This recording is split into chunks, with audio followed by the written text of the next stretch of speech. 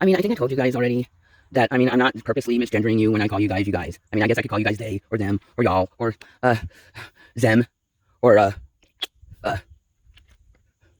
like all the words for everybody, or, okay, anyway, you know, like, Cowboy, I mean, my Abba is Jesus Christ, right? He keeps telling me, he's like, don't take it personal, right? Cowboy's obviously a dude, right? He's obviously a man. I mean, not a man. I mean, he's like male. He's like, you know, and Harry is too. And I've already made a disturbing video about that. I mean, that's still you know how sometimes you see something that you can't unsee? Like that time that I walked in on my mom and dad, like when I was like, I don't know, I had to be like about 8 years old. And I walked in, we lived in a haunted house, and I was terrified. And anyway, I heard something, right? I thought I heard something. And I thought there was a ghost in the house, and I thought maybe there was a ghost hurting my parents. And yeah, I opened the door, and I will never unsee what I saw, right? I mean, like, I still see it. So I try to close my internal eye, you know, so that I don't see it.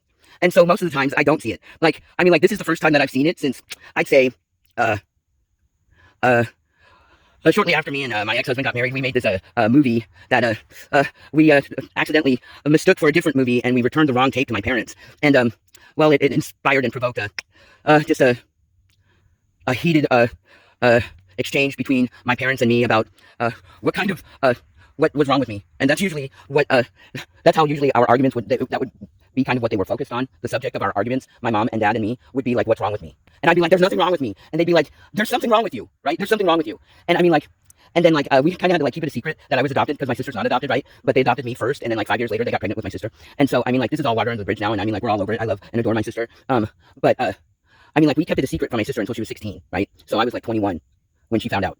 And I mean, by then I had like 21 years, well, actually not 21 years, I guess it would be like 16 years of just this like I didn't feel included. I felt excluded sometimes, especially with my sister and my mom's birthday. You know, it's like, wow, that really sucks. I can't believe they share the same birthday, right? And I mean, like, I wanted that birthday. I wanted it.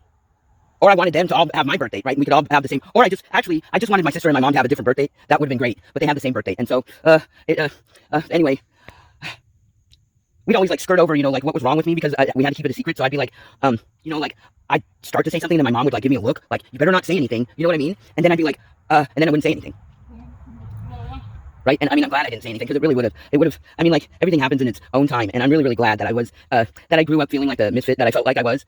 Because, if I hadn't, I would not realize now. I mean, like, better late than never, right? I'm trans bovine. That's, I mean, if you want to call it, there's something wrong with you, then call it what you want to call it. I finally figured out what's right with me, right?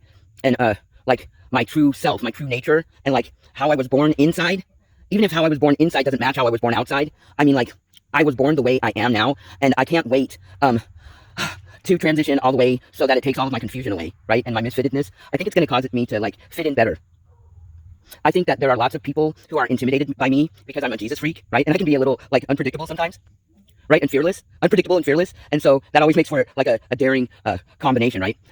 But I can't remember what I was talking about, but my Abba said I've already gone too long. So I'll start it up again in a different video. God bless.